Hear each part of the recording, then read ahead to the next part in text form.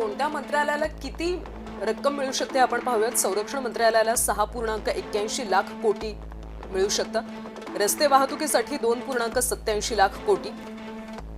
अर्थसंकल्पातून कुठल्या खात्याला किती रक्कम मिळू शकते, किती निधी मिळू शकतो हे आपण पाहतोय। रेल्वेला 2.55 लाख कोटी। खरं तर रेल्वेचं आधी एक स्वतंत्र बजेट असायचं, मात्र ते नंतर रद्द करण्यात आलं। आता यामध्येच त्याचा समावेश आहे। गृह मंत्रालयाला 2.33 लाख कोटी मिळू शकतात।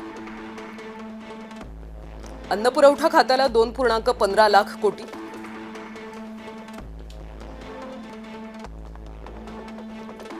ग्रामविकास खात्याला 1.90 लाख कोटी मिळण्याची शक्यता। तर कृषी मंत्रालय ज्याच्याकडे सगळ्यांचं लक्ष आहे त्या खात्याला 1.37 लाख कोटी मिळू शकतात।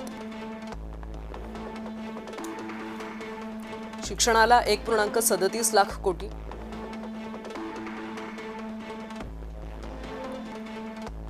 जलशक्तीला 99,503 कोटी।